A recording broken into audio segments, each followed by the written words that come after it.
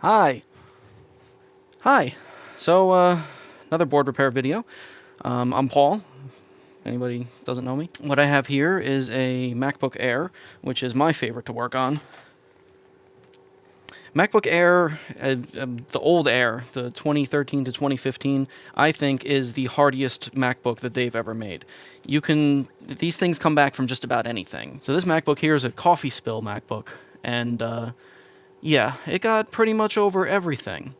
And yeah, pretty much everything that could be wrong with a MacBook liquid damage is wrong in this one here. So we got some JTAG damage, we got some SMC reset damage, we got some PP3v42 damage.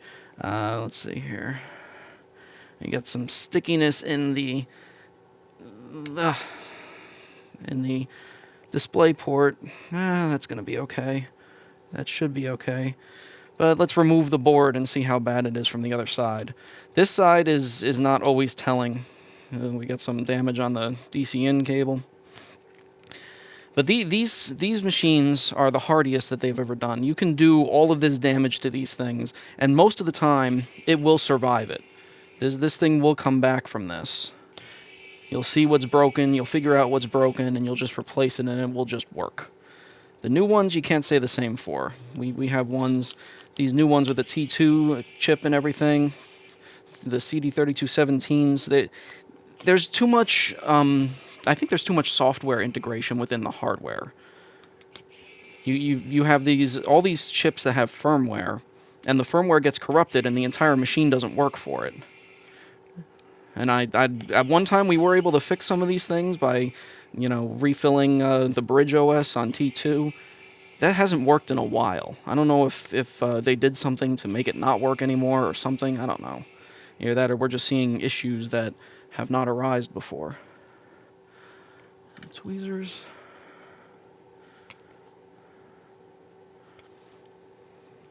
No, everything's sticky in here. It's a trackpad cable. That's probably going to have to be replaced. I better take the battery out too, and we'll check the trackpad, the other side of that cable.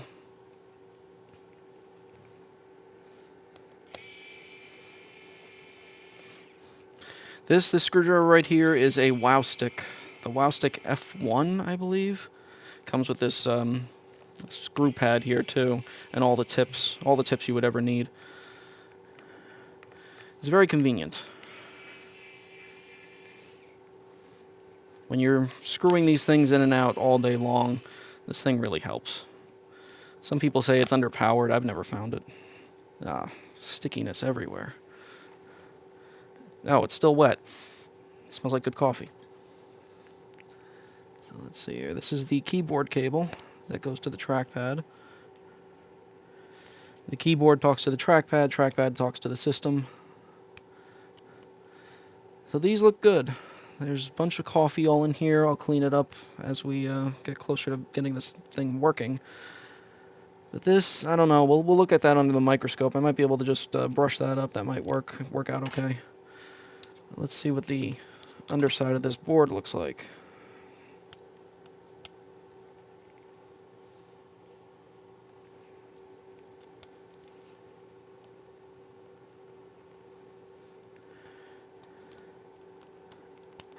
Oh, that's stuck in there with coffee. Okay, trick for this. Don't keep forcing on the wire when you got something that you know stuff is sticky and it's stuck in there with coffee. Unfortunately, alcohol won't work. You use some Windex. I got one of the dripper bottles here full of Windex. Windex works on sticky. Alcohol just laughs at sticky. So we'll just flood this a little bit with Windex. Give it a second and it'll probably come right out no problem. Windex takes care of sticky. There you go. Ooh, the sound of the board coming out. I think the backside's going to look pretty bad too. Ooh, so we can tell from right here.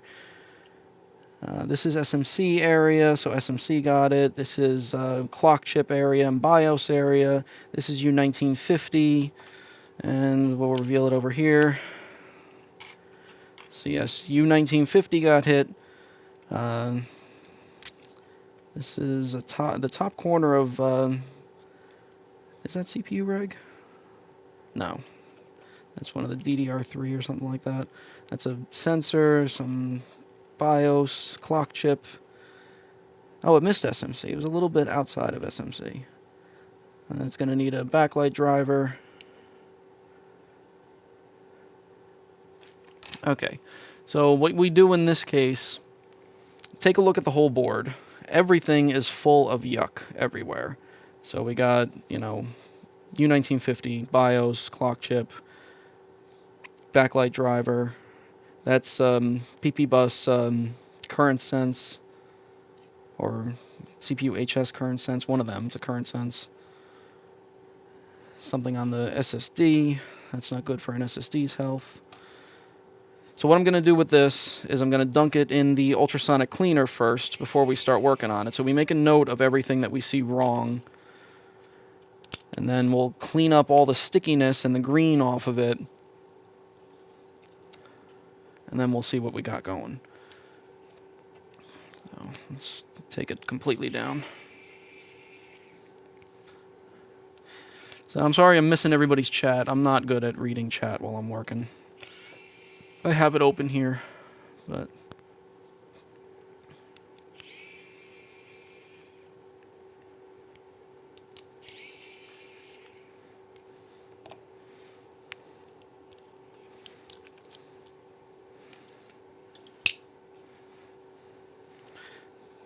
Take the thermal paste off before we go in the ultrasonic cleaner,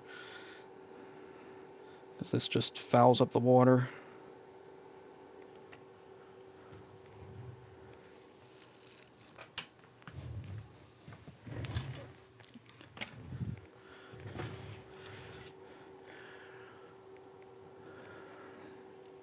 So I will go ultrasonic this. Where's my camera? I'll go ultrasonic this, and I'll be right back. Going out in the wild. Put that on. One moment, please. So it's in the ultrasonic cleaner for a two-minute cycle.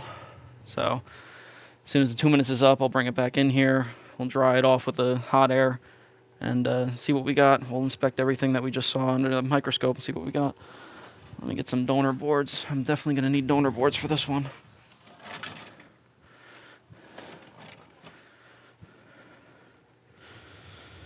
Okay, I got 2 donor boards. They seem reasonably populated with stuff.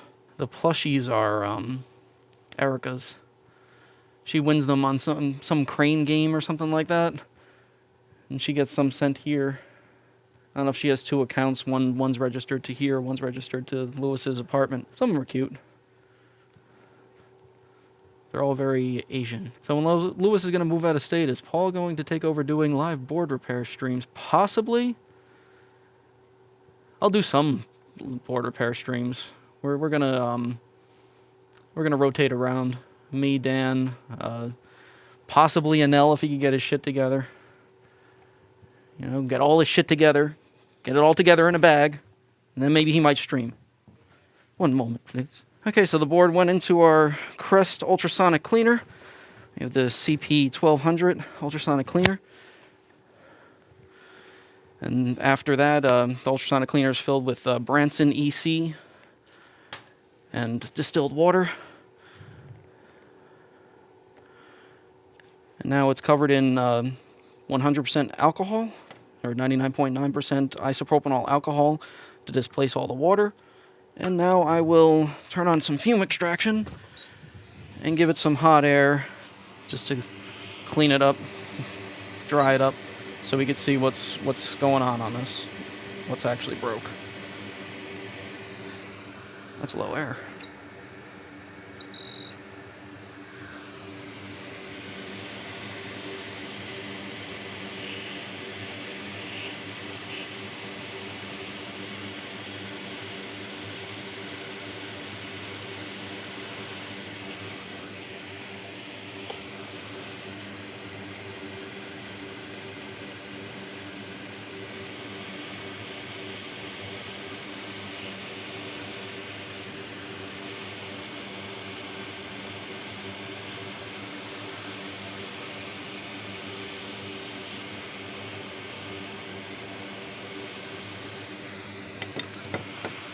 Okay, let's get under the microscope and we'll see see what we got going on here.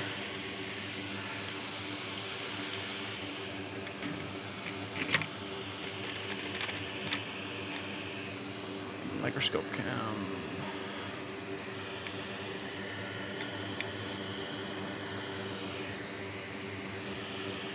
Okay, so you got the U1950 area.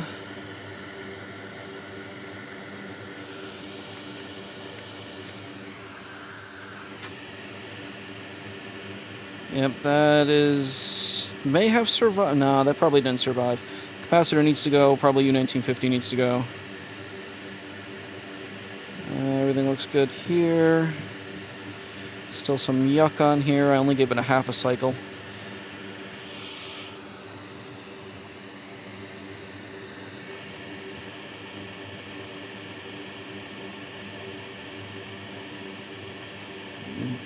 Okay. Clock chip looks okay. SMC's good. Is this test point whole? Oh.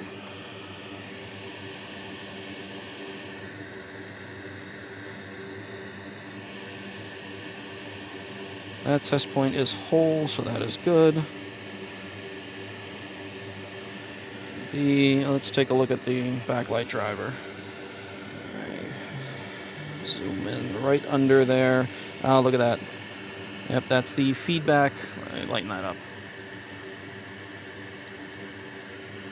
That's the feedback ball in the corner there.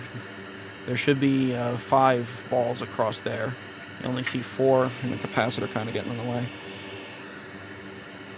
Yeah, that's the feedback ball. That's where backlight voltage comes back into the chip so it can monitor itself. And that is gone, so this chip needs to come off.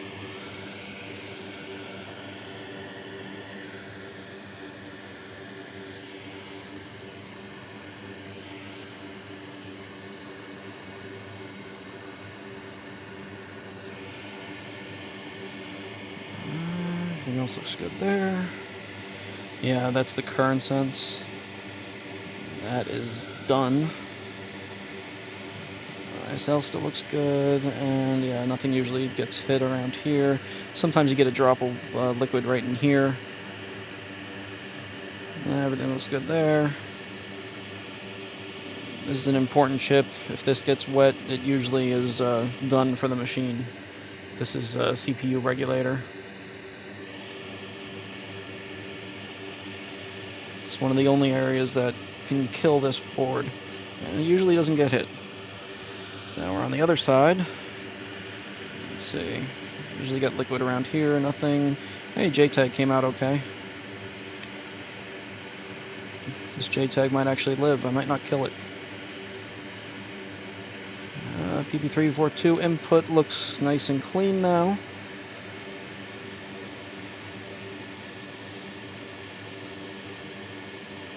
What else did I say? SMC reset. That looks fine now.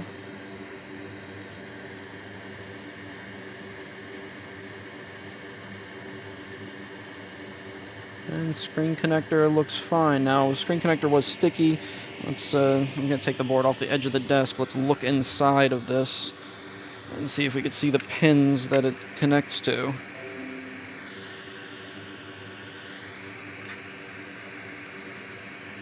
Yeah, the backlight pins are usually the ones that go. It's second and third, or third and fourth?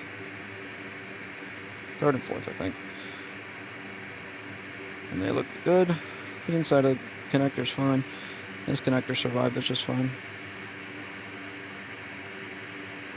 And backlight pins are a little crusty up top here. We'll coat them with some solder. It'll look okay.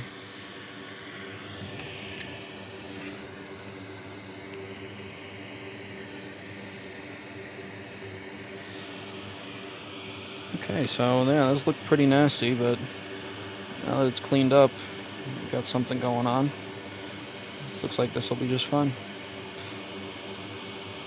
So let's start here. Let's clean up this these 2 pins. Flux. Who's got the flux? There's the flux. I'll use the proper amount of flux for this job. A little dabble, do you? I'll take my micro pencil.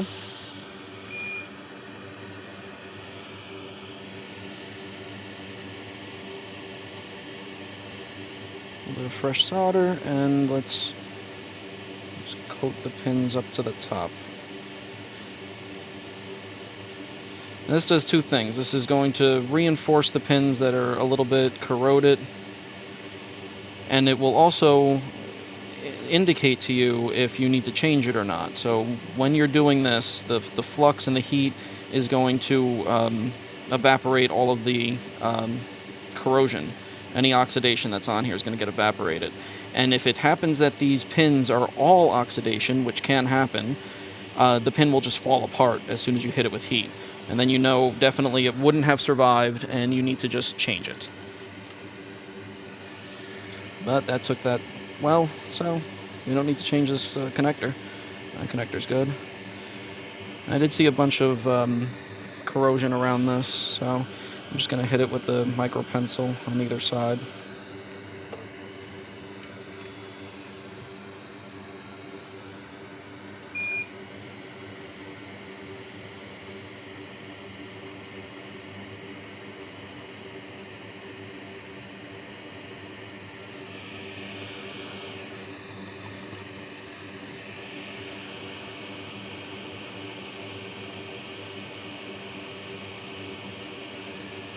Nice little reflow on each side. Make sure we got some nice clean fresh solder on that.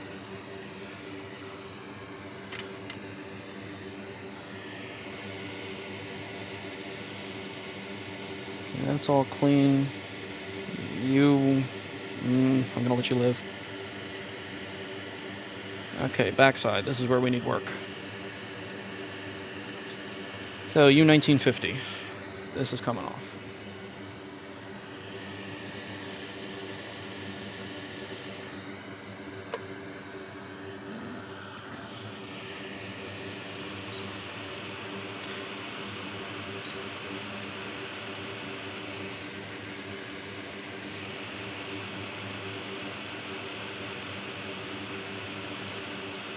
These tweezers are ridiculous.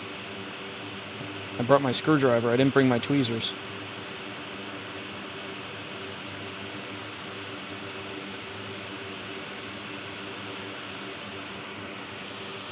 Yeah, that pin that's copper there, that's where PP342 comes into the circuit to turn on U1950. U1950 is along the... Thing's falling out. Let me show you.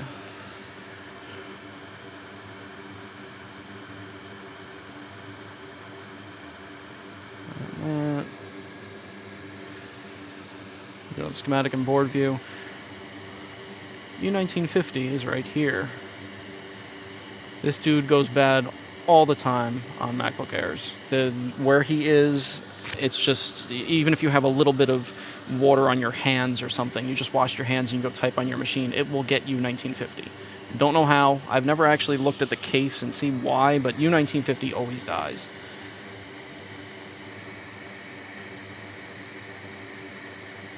So U1950 is a logic gate for syspowerwork R. So power management, PCH system power OK. So this is telling the machine that it has all its power. It's with, what's the other signal? All sys power good. This works hand in hand with Q8150 over here for all sys power good. All of these resistors here are different lines that are coming in to U1950, and it's comparing all of these to make sure that everything's on, and then it tells the PCH, the platform controller hub, that, hey, power's good, you can continue your boot. So, always dead.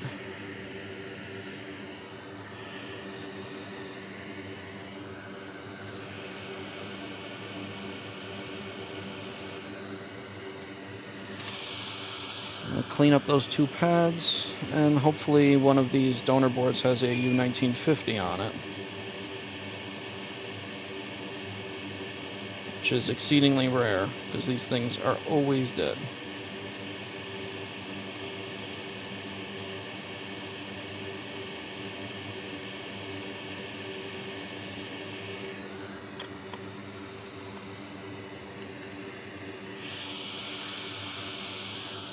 Donor board number 1, no U1950. Donor board number 2,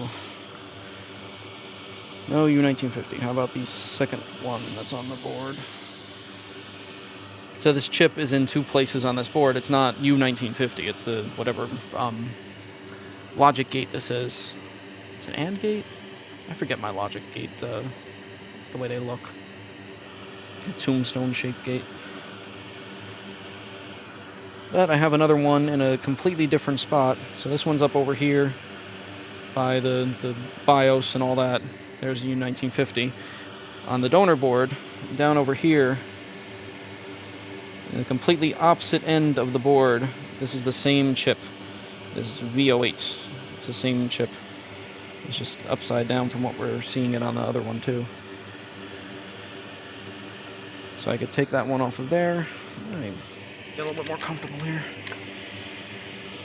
Right at the edge of the desk. So we'll take this chip off of here. We'll put it over.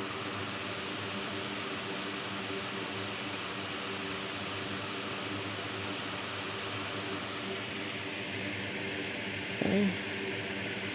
There's our chip. Got to turn it around. I believe. I should consult with the board view. Yes, this is the way it goes. And one is in the upper right corner. And I'll just flow that right into place.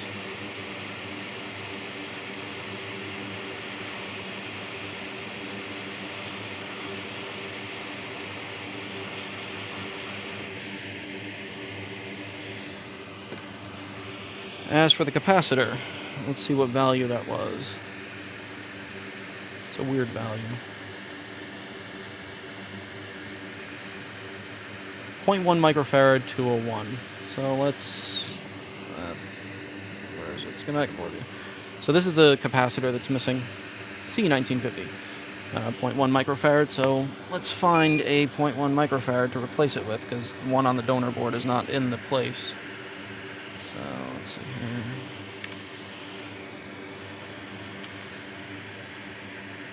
Nope, wrong one. I need to search over here. There we go.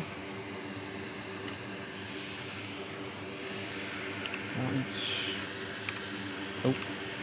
0.1 microfarad. And what do we got? And that's a 402. Is my pointer in the right spot? No, my pointer's not in the right spot. So yeah, you see here, this is a 402, so we can't use that one. We need a 201. So let's next. 402, 402. There we go. Let's see where this is on the board.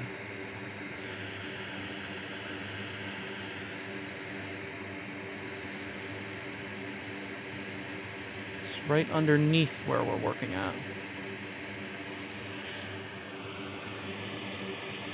Is that on this donor board?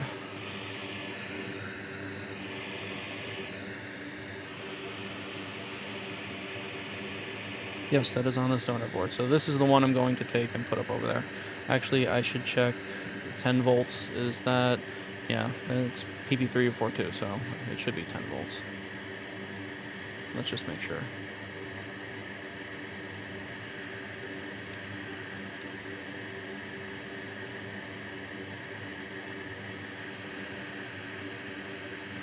$16 volts.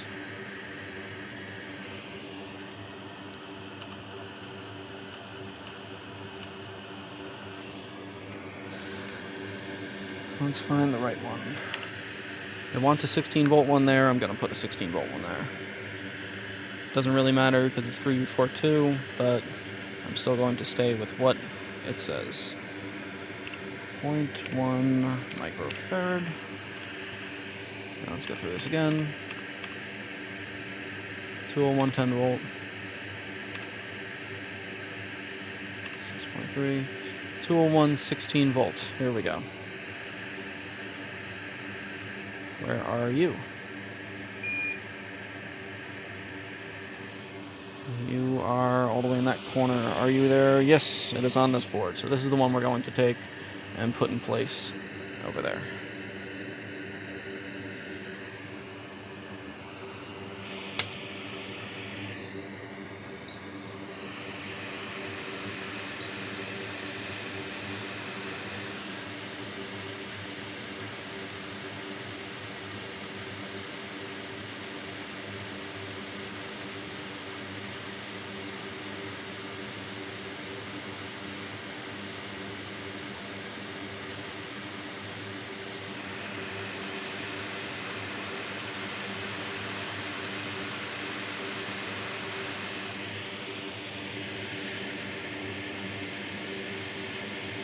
Oop. A little too much wind while I'm trying to move it. Oh, these tweezers are insane.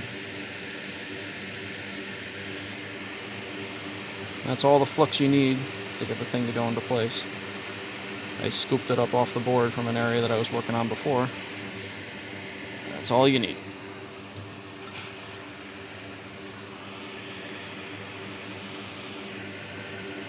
Okay, U1950's all nice and fixed up. Let's keep moving down the board. Let's get a Q-tip on this stuff and see what it looks like. Get a little bit of scrub on this.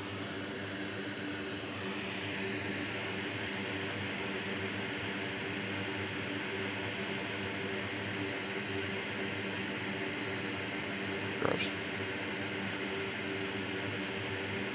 Okay, that resistor just moved right off of its pad. The solder did look a little dark, but I didn't think it was actually disconnected, but do a little bit of scrubbing and look what it reveals. So this guy's got to go.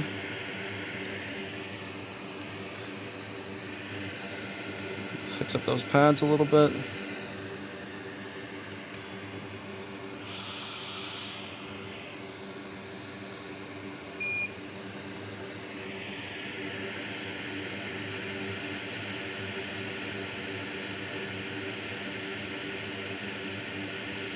Scrapey, scrape, scrape.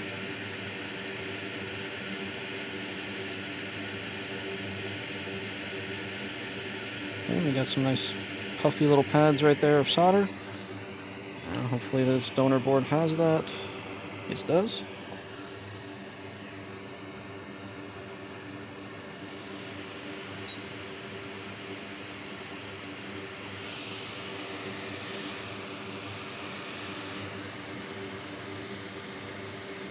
PC vitamins, yeah, this looked pretty nasty.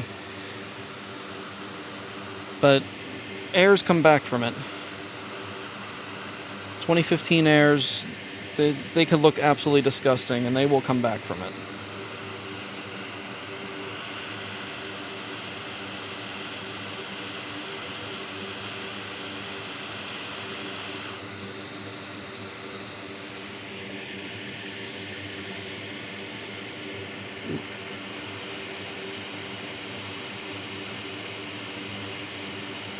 Lewis has the long tweezers, and he has no Barlow lens on the microscope, so it's a short working distance. It's a bad combination.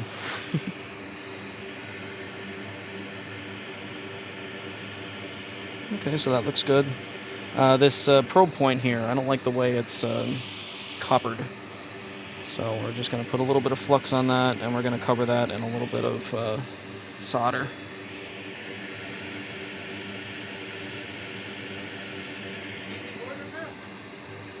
Easy. A lot of board repair.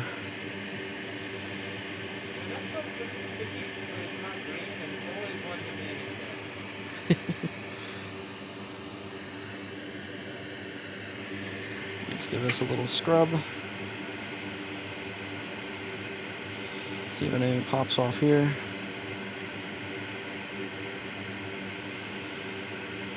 Everything's good there. I don't like those two test points again, so I'm going to do the same thing here.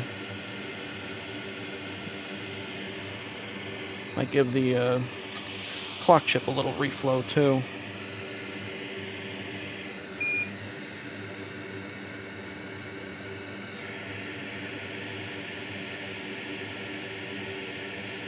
Oh wow, that test point just went away. There was nothing left of it.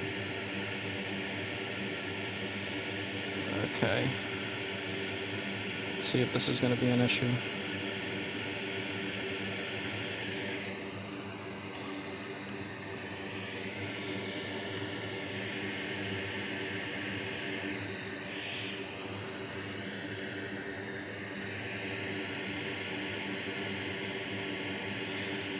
Okay, it does not look like there is a test point underneath that.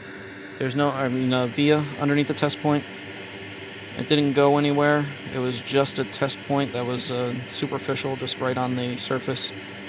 So it doesn't connect anything this way, and it doesn't look like it connected anything through the boards. So let's check the schematic on that too. So we are working over here. More. These two test points right here. And yeah, the cursor doesn't line up. These two test points right here. This is what we're working on. So I'm going to click on one of them. This is the one that disappeared, and it doesn't go anywhere. It goes from there to there to there. So that looks like it's all superficial. If we look at the microscope again, you see it connects from there to there, and then up over there somewhere. So here it's all superficial. It doesn't look like it's all on layer 1 on the very top. That didn't go under anywhere. But this one's kind of hanging on, although it's almost severed right there.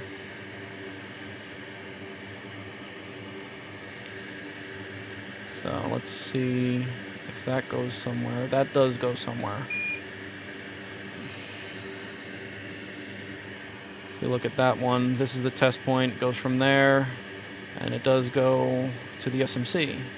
So this is probably underneath this this test point is probably the via where it goes into an internal board layer, and that's what brings it over to the SMC. So we should scrape a little bit.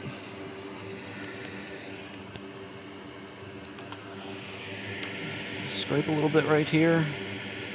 Oh my god. That is a terrible blade. Okay, and that's a dirty blade.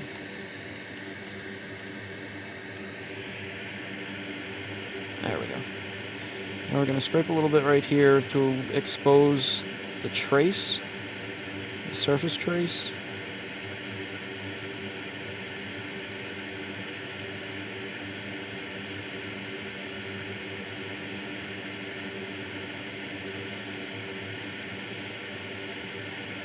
And we'll just bridge over this entire thing with solder.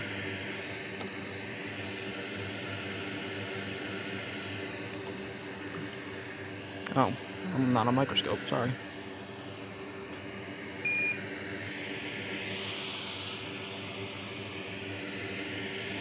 So I expose the trace up a little bit where it's nice and clean. And we're just going to solder over the whole thing. Get a nice lump of solder on everything. Nice lump of solder, we're all soldered up. That'll be nice and sturdy, and that'll last.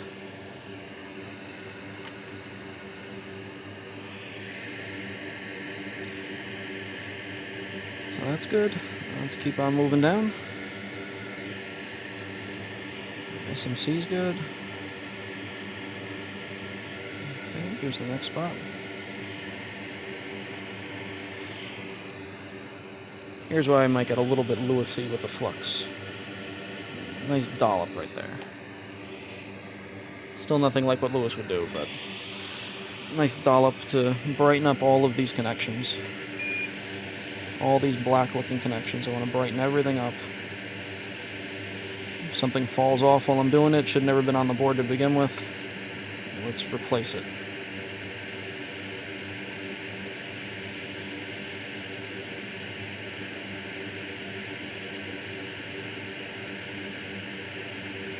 Yeah, that one wouldn't brighten up, and then it fell off the board, so goodbye.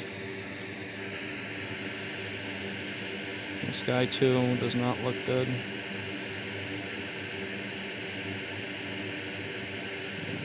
rid of him. Yeah, he wasn't connected on one of them. Let's brighten up that pad.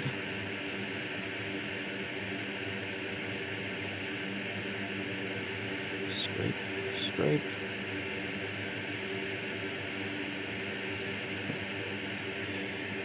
And we'll replace the things that are missing now.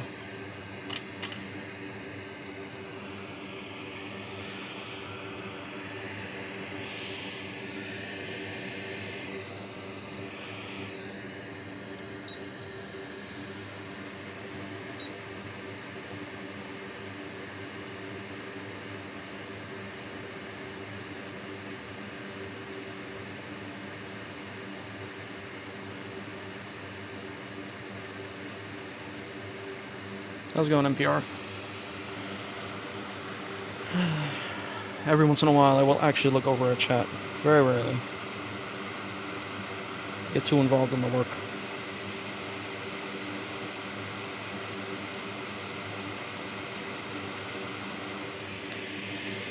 We got a new capacitor. Happy little capacitor. Give me a hard time about standing up. Oh, these tweezers are killing me.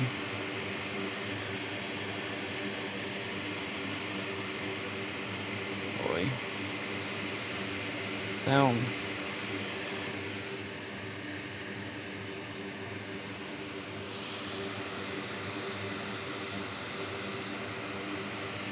Now, which one are we missing?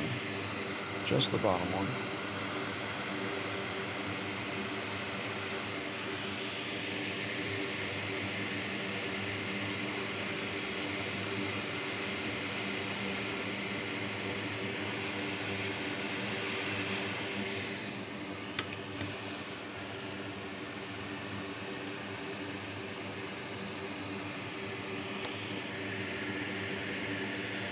Okay, that's looking good.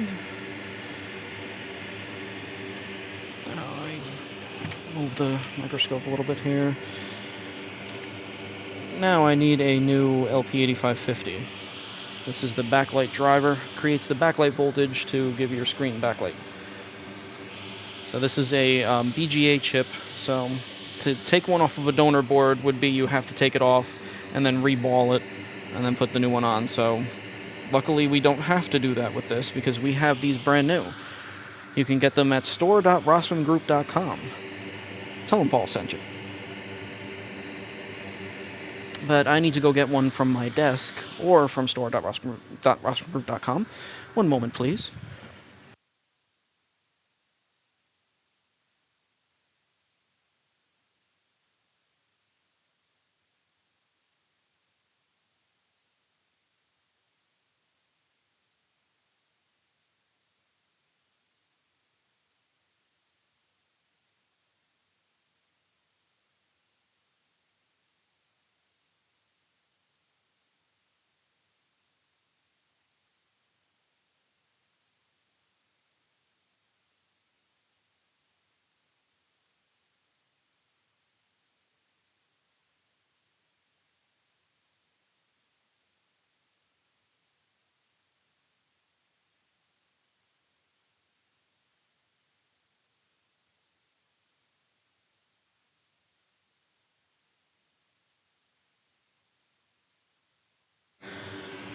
So here's my mini store.rossmangroup.com. This is the things that I change the most. I keep a stock of them on my desk. So I got CD3215s, we got display connectors, we got ISLs, and LP8550s. Straight from store.rossmangroup.com.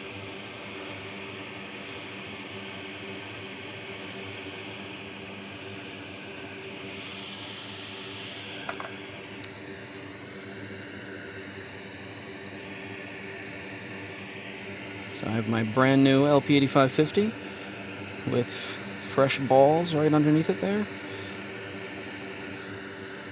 So we will take this one off and see if we can recover that destroyed feedback pad that we saw earlier.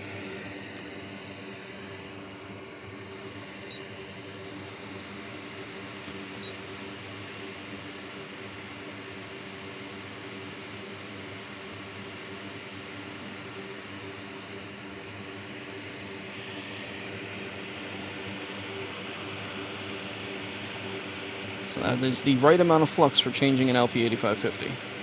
It stays right underneath the chip. See how it doesn't run away anywhere? It just filled under the chip, and that's all you need. You don't need your flux running off the edge of the board onto the mat, getting on your tools. Just the right amount of flux.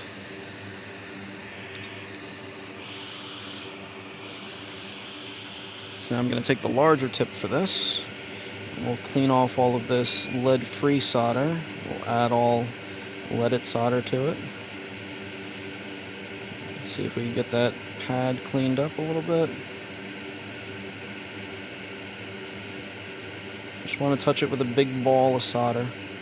Let your big ball of solder suck up all of the corrosion.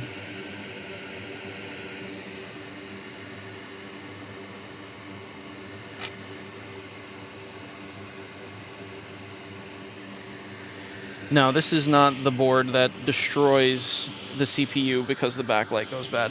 That's the A1706 MacBook Pro, 13-inch MacBook Pro. This is a A1466 MacBook Air, which very, very few things can kill these airs. There's very few areas on the board that can actually kill this machine. This is a very hardy machine. So I still see some rust on that.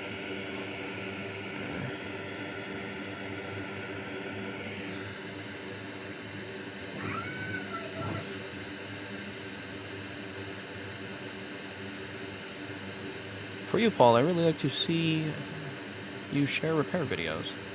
Linux Dog, thank you very much for the 5, is that euros? I don't know currency symbols.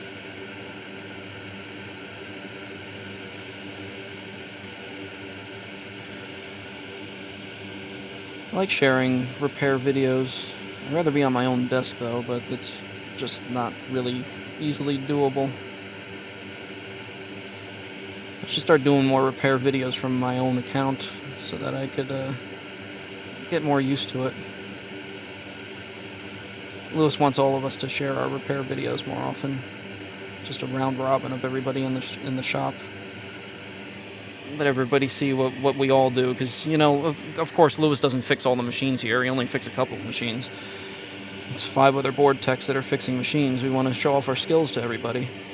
Let you see that you know you're good sending your machine here.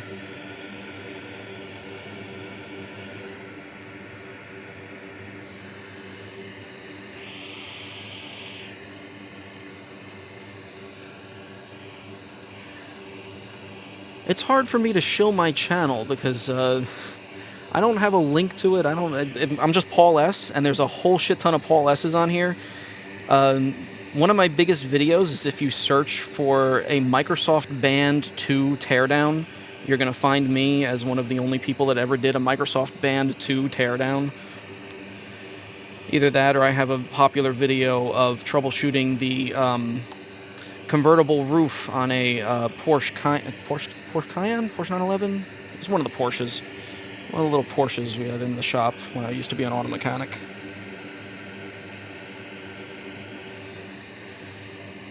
Other than that, I don't have any really popular videos.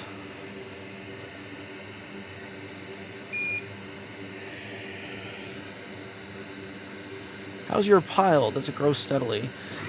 Yeah.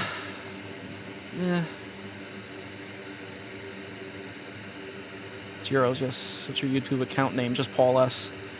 It's kind of difficult to find me.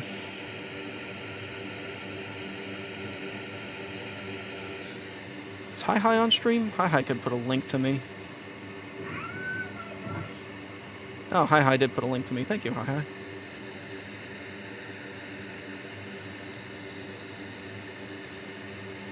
Does my pile grow steady? It does and it doesn't. I'm always working to lessen my pile, but it's a slow season right now, so we have time to do all of these extra videos and stuff. Where's the wick? Let's wick this up. And I'll take the goot wick, and I'll get in here and flatten out all these pads.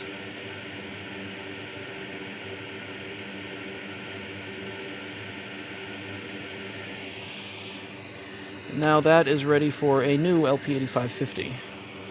So we'll take our new LP8550. Was anybody paying attention? How does this go? How did I take off the old one? Is that the way it goes? Was I able to read it? Is that the way it goes? Oh no, I don't know if I could trust anybody here. Let's just go to the schematic and board view. So let's go over to our LP8550 that we're working on. Here's the LP8550, and right here, show you it on there too. There's our LP8550 backlight driver. Here it is on the board. This is pin number 1 right here. So this is the way we have the board sitting on the desk. So pin number 1 is in the upper right-hand corner. Let's look at that. We have it exactly opposite right now. So pin number 1 is this little dot. All the chips have a little dot or a line or something indicating where pin 1 is. So that's where pin 1 goes, right there.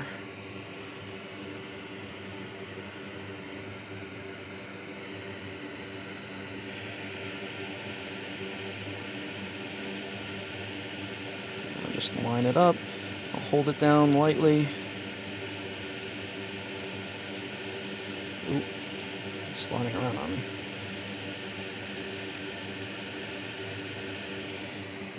And we'll get some hot air in here and flow it into place.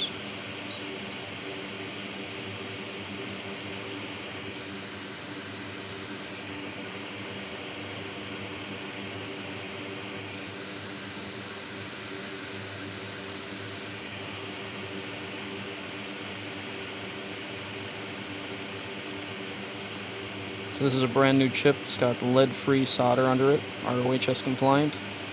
So it takes a little bit more heat than the resistors and capacitors we're working on, because that all has leaded solder, 6040 leaded solder, so that melts a lot easier than this does.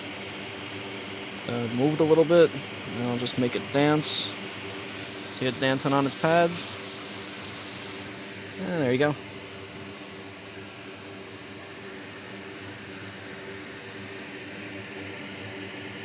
So that's a new backlight driver. We can take a look at our feedback ball where we had to completely corrode it. You couldn't even see it. And it's spread out a little bit because there's a little bit more pad for it to spread out to, but that's just fine.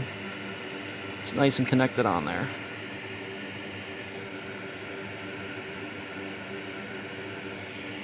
Okay, this capacitor down here is missing a leg.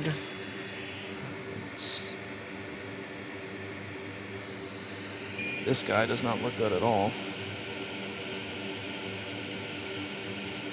Sorry, little dude, you're gone.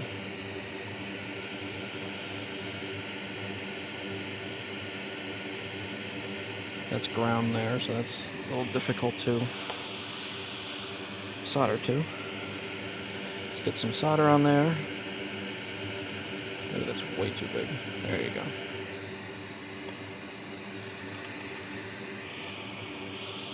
And we'll get one from the donor board for that.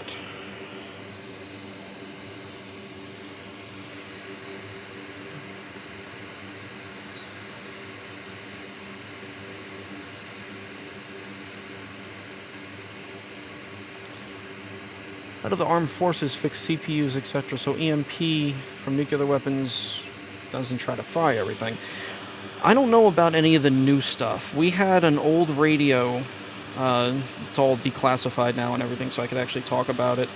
There was an old radio that, in case of an EMP, in case of an explosion or something, you can remove the back plate, and there were 2 sacrificial diodes that were on the board. So you take the back plate off and you clip off the 2 sacrificial diodes. The sacrificial diodes would have died from the EMP, and it would have shorted out and kept everything else okay.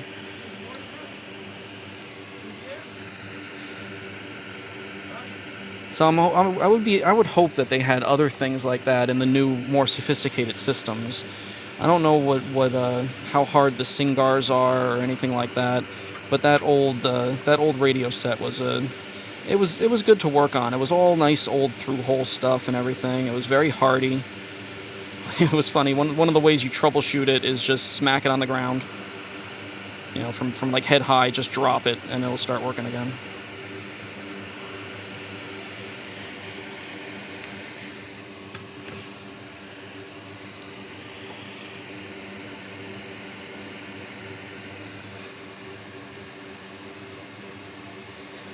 But then the problem with that is, where do you find a working battery in a space that took a large EMP hit?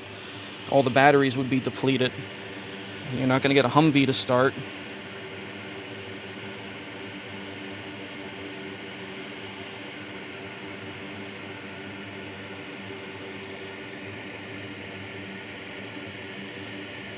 And this guy.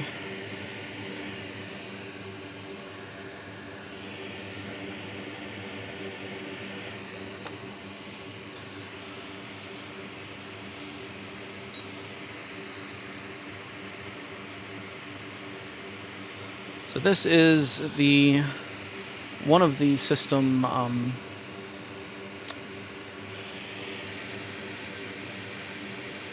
current senses. This is the current sense chip. Connects to a current sense resistor on the other side. Ooh, coffee. Thank you. I'll take a hazelnut latte.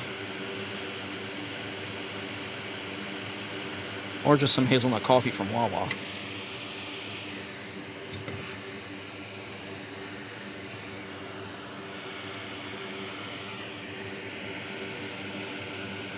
Scrape some of the corrosion off of this.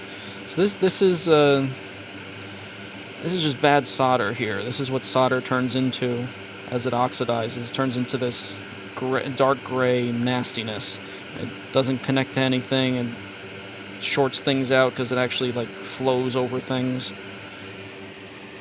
Sometimes it's really hard to get off of a pad and get the pad to take solder again.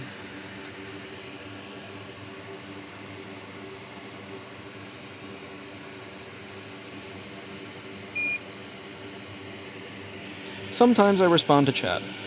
I don't read chat that often. I don't know how Lewis balances so well working on the board and reading chat. I know he does it out of his peripheral vision. I can't do it. I've tried. I do my best. Most of the time I don't see what anybody's saying, but when I get a chance, when I'm heating something up or something like that, I'll look over and read, see what people are saying.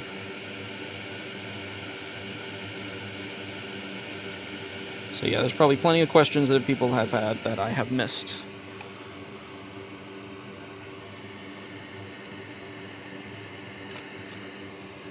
And yes, it's a great answer right there. I respond to things as long as they are relevant. I don't feed trolls. Don't delete spam. Install the T1 license in my house. Always at my PC, double-clicking on my Ms. house. Little Weird Al for you.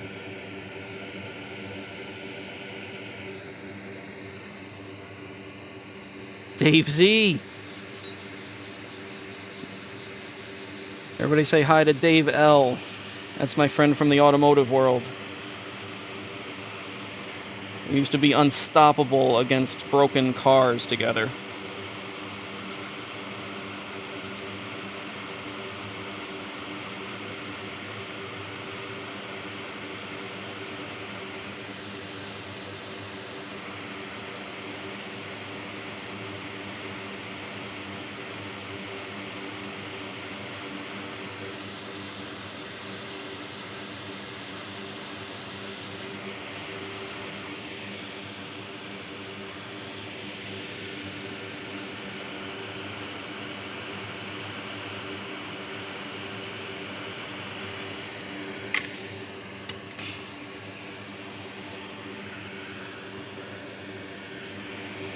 This had some nasty flux on it from the other board. That'll all come off in the ultrasonic cleaner. So, what was this for anyway? I think this is PP bus. Yes. iSense HS computing. So everything that's all PP bus that's going to computing power, going to the CPU, going to camera, I think, RAM, a couple other things. It all goes through this current sense. That way the machine knows how much it's actually working. So that's fixed. ISL is in good condition. This little guy is important down here. He's in good condition. He usually gets shitted up too. TPS 51980. This chip has a long life, a long history with MacBooks. This is the guy that provides the 5 volts and the 3.3, or I forget which one they have them on here. Yeah, 3.3 and 5 volts this guy provides. This chip has made it from all the way back here. I think he was on earlier models too. He's on the newest MacBooks. This guy has long staying power. It's a very hardy chip, TPS 51980. It's the same chip, same revision. Hasn't changed in 10 years now. That's good design right there. That's a good hardy chip, easy implementation, and Apple has been using it for years and years on all of their boards. And they rarely ever fail. They fail for liquid damage, but I've never seen one just fail on its own.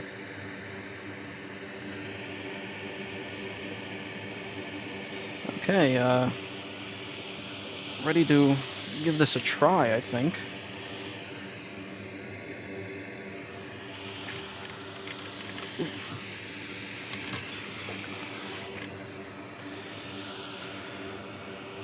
So I have a test DC in board here. Plug this in. Let's plug the fan back in, see if we got fan spin. Is this fan good? This fan is wet with coffee. It's still good though.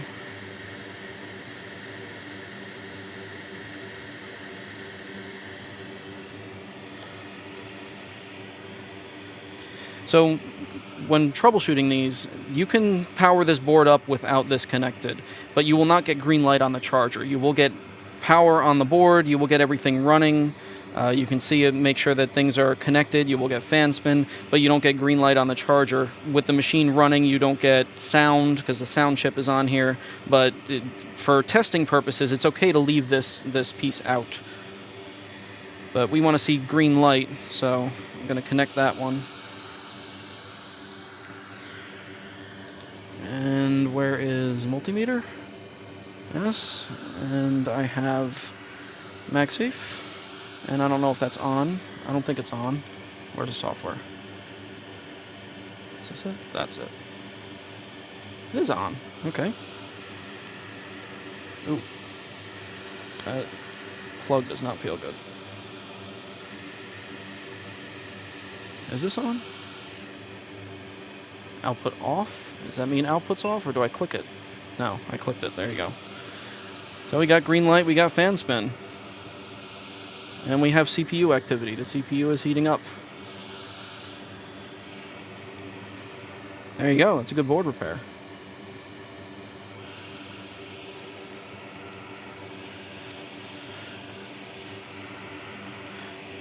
So I'm going to go pop this in the ultrasonic cleaner. I think even the fan's going to go in the ultrasonic cleaner.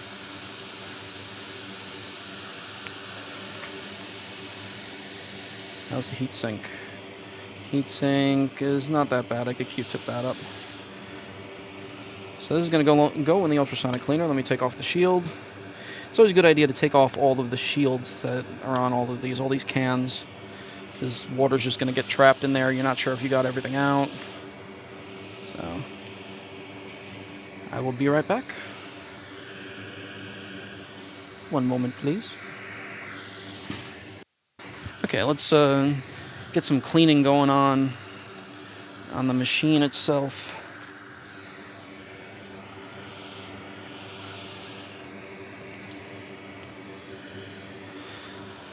So yeah, this is gross. Turn this off.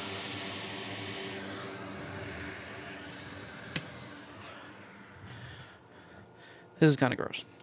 So, get some alcohol for the corrosion. And it's not doing anything. Alcohol doesn't do anything for sticky stuff.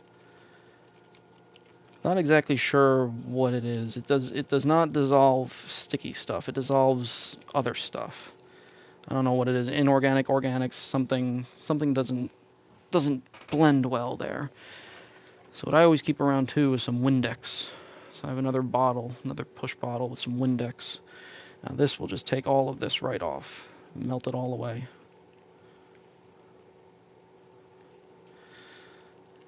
Yep, this was coffee all over this thing.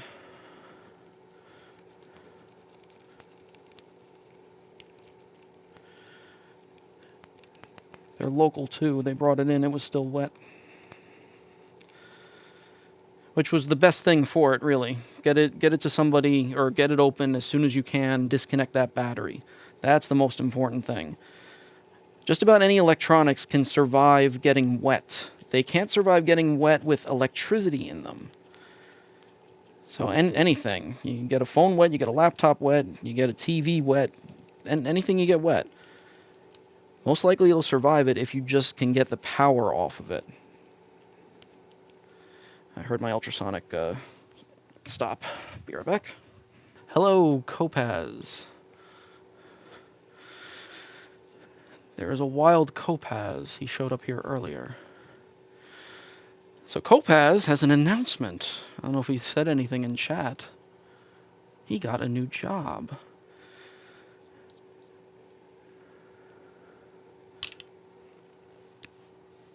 Okay, so there's our board. It's still all wet. So let's dry it off. So usually to dry these things off, turn on the fume extractor. To dry these off, we put them in an oven at 150 degrees for, say, 20-30 minutes. And make sure they're nice and dry. But if you're really careful with your hot air, you gotta watch the connectors. Don't overheat the connectors. Don't heat the CPU. You can heat the board from the other side of the CPU. You can dry them up right away with your hot air. You just got to be really careful. You got to know your hot air. You got to know the board. It's better if you just put them in the oven. So this is for illustrative purposes only, please. Do what I say. Don't do what I do.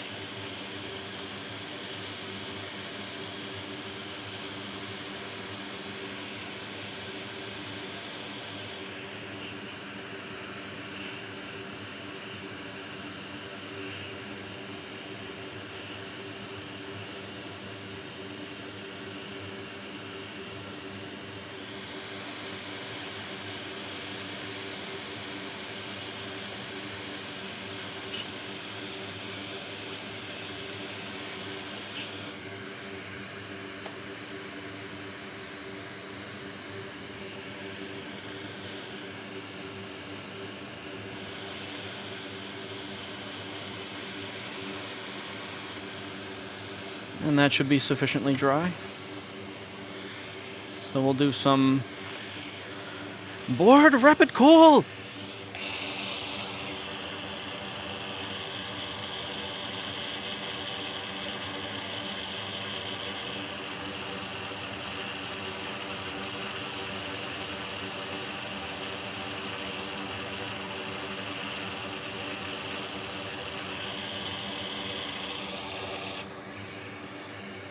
And it has been rapidly cooled.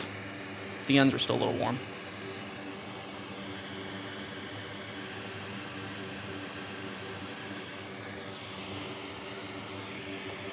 Okay.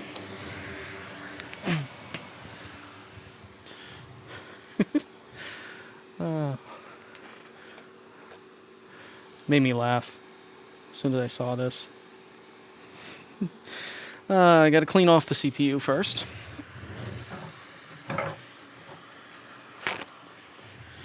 You don't want anything between your CPU and your heatsink other than thermal paste, so let's give it a little rub. Rub that CPU. Nice and clean.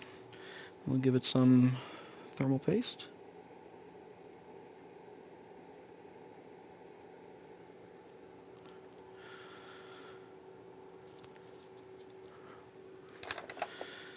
And we got to clean the heatsink.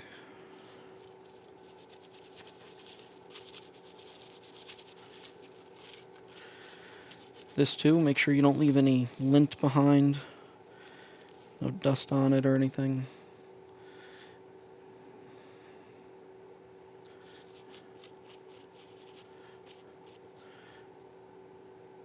Okay.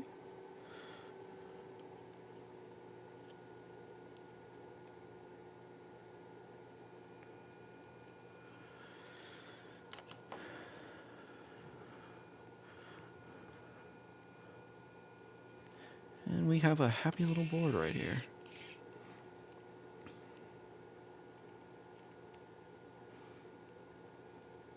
And yes, I use an electric screwdriver.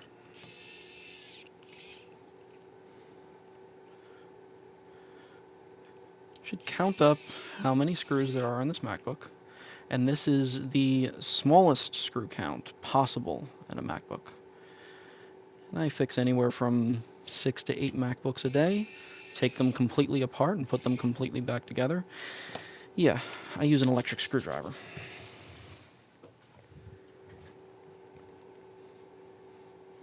Plus, really, it makes financial sense. This screwdriver with all of its tips costs $45. If you were to get the Wera and Weha screwdrivers for every single one of these, it's way more than $45. You still need to get a couple of them. It's missing maybe 1 or 2 sizes that you need. Okay, that's good. Let's go back to cleaning this up a little bit.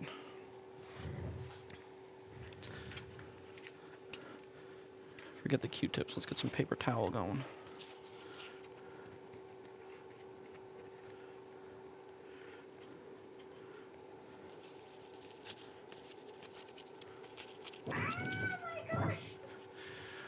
Keep up the work for Right to Repair. Appreciate you guys watching.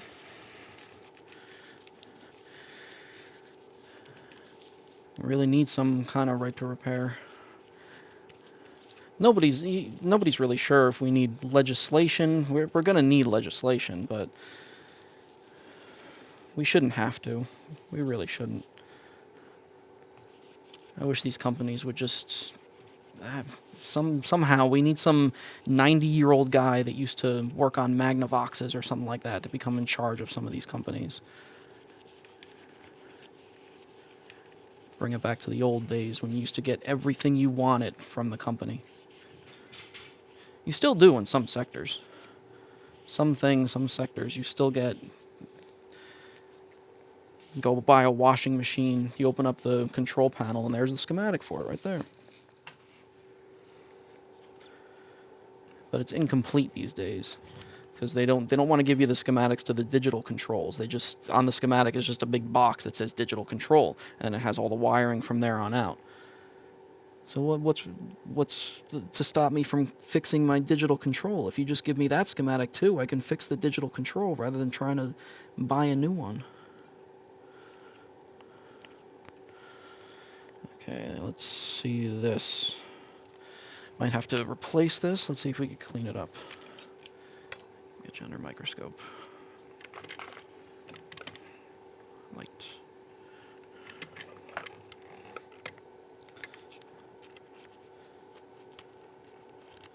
Oop, flip over.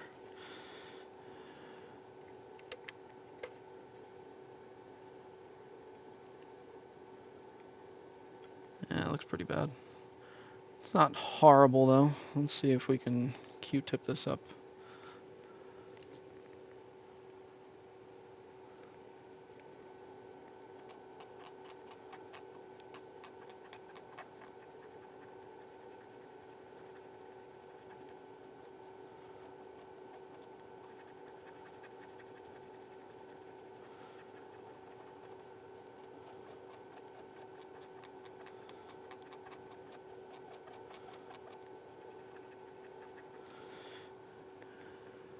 A little bit of Windex this time.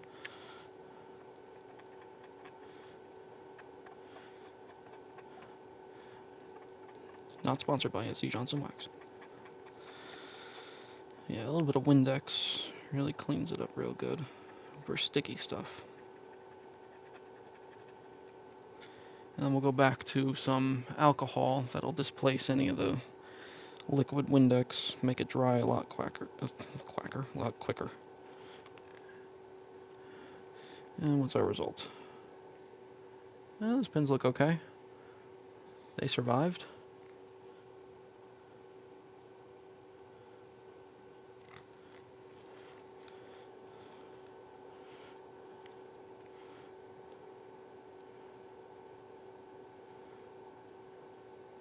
I don't know about that one pin. Let's zoom in there. Oh, nope. That pin is gone. Just barely, but that pin is broken. So we need a new one of them. And shit's flying off the desk. Wonderful. So let's get this out of here. Goodbye. One moment, please. Yeah, man, I didn't realize how good the air conditioning was in here. It's so hot out in the shop. So I got my new trackpad cable.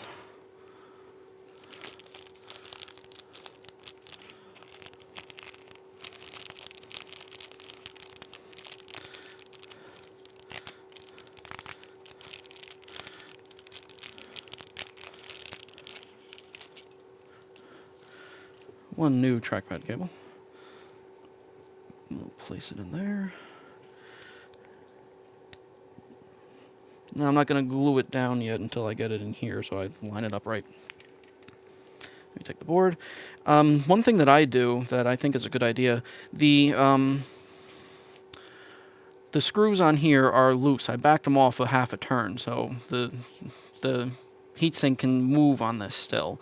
When I put it into the fixture, I'll line up everything right, line up this, screw everything down, and then I will tighten these screws down so that there's no inherent stress on the heat pipe at all.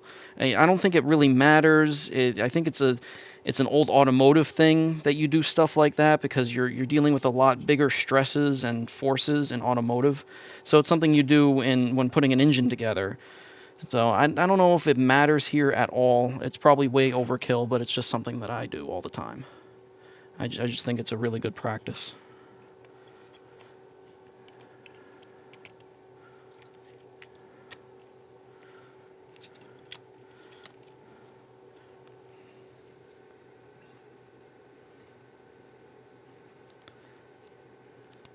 Antenna wires right here are really delicate and in a really crappy spot. Gotta get the heatsink around it without breaking them or ripping into the coating. There we go.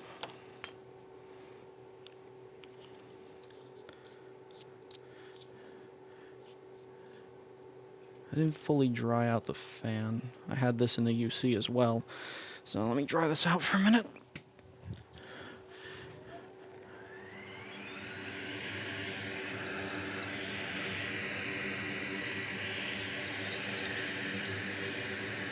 Fan spinning? Fan spinning. It was a little sticky, didn't feel like it wanted to spin. So the UC cleaned all that out.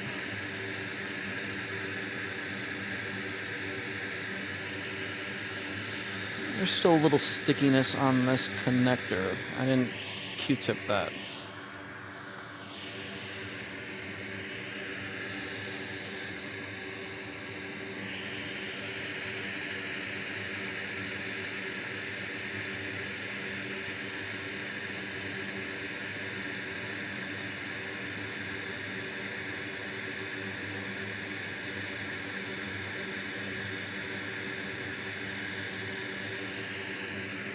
That was Windex, so now alcohol to make sure it dries.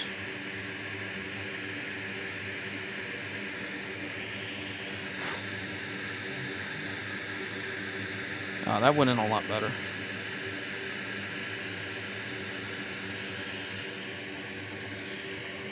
fan looks good.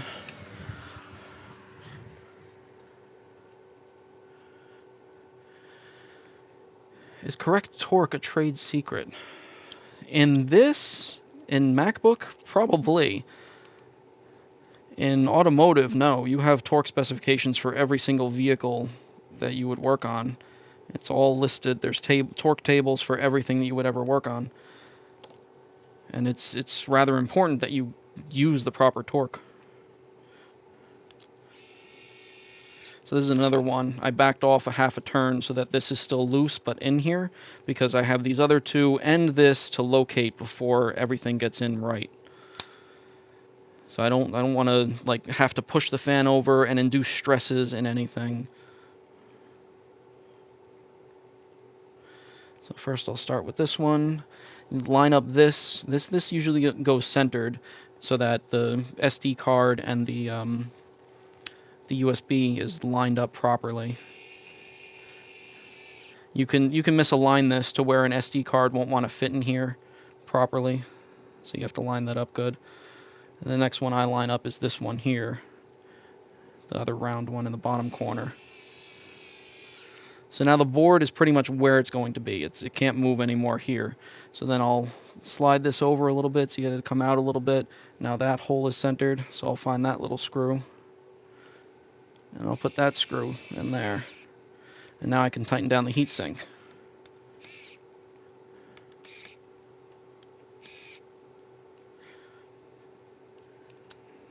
Now we can find this is a special screw that goes here. Oh yeah, special screws and long screw. This one is a short screw. This is the one that goes fan to the board and it stops at the board. It goes through a hole and it has to stop before it tears into the board. It's a shorter screw than all the other screws in the MacBook. So you have to make sure you put the right one there or you can destroy the MacBook.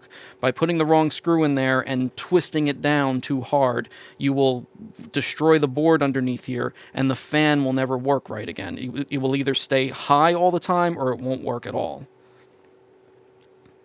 There's really no way of fixing it in that corner. I've tried before and there's too much stuff running in that area and it always affects the fan when somebody long screws that.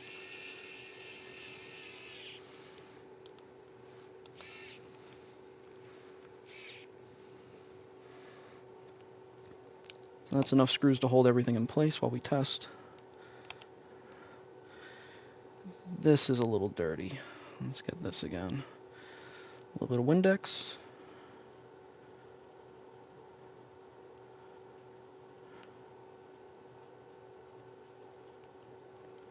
And a little bit of alcohol.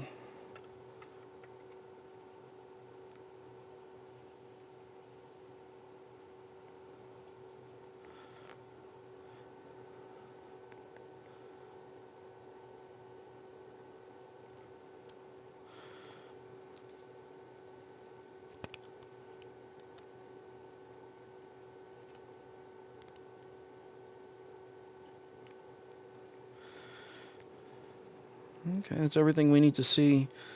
Some backlight. Let's see if it boots. Oop, I hit the keyboard. Did I do anything? No.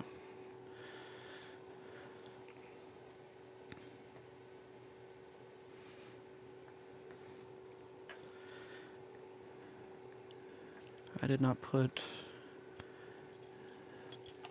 Oh, this DCM board... This DCN cable is a little bit liquid damage there. Let's use my DCN board for testing.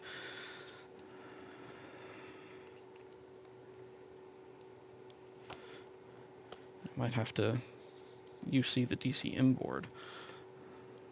Let's see what we got. Green light, fan spin.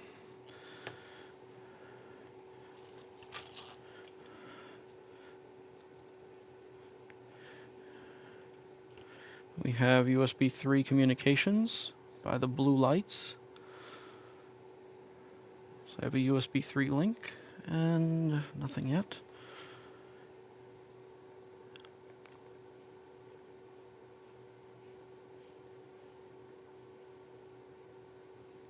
Do we have backlight?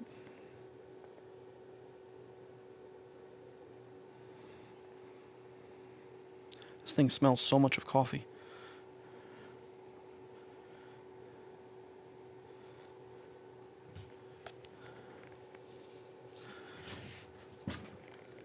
We do have backlight. Oops. I just disconnected it.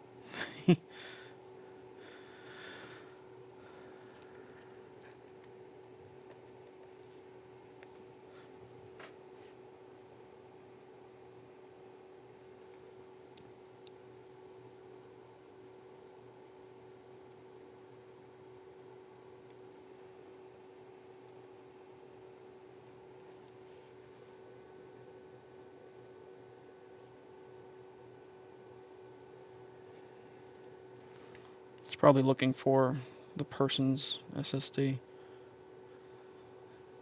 Let's stop this.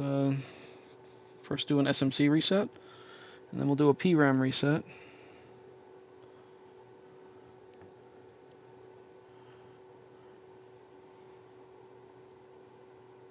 So yeah, when it shut down from the liquid damage, may have been still in the middle of something, so it's trying to resume.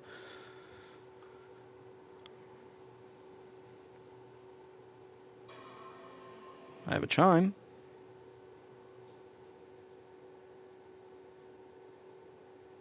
And there we go. There's my OS selection.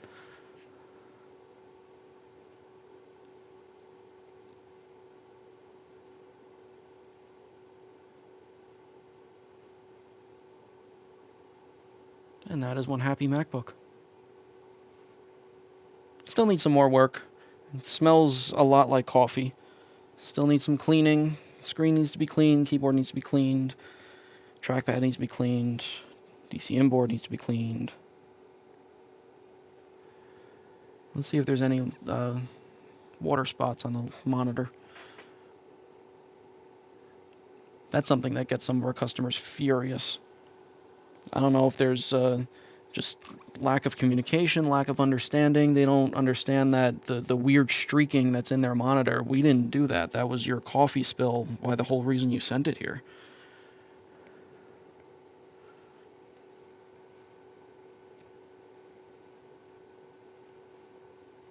Boom, working MacBook. All right.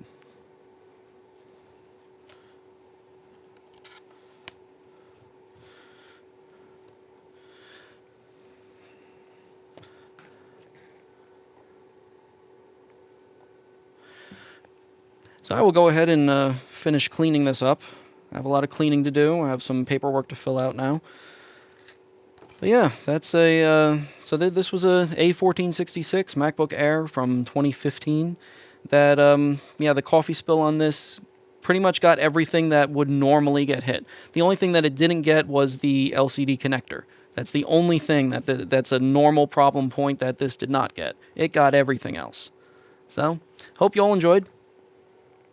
Nice seeing everybody. I guess we'll all be around. We'll keep seeing everybody. Hope you learned something.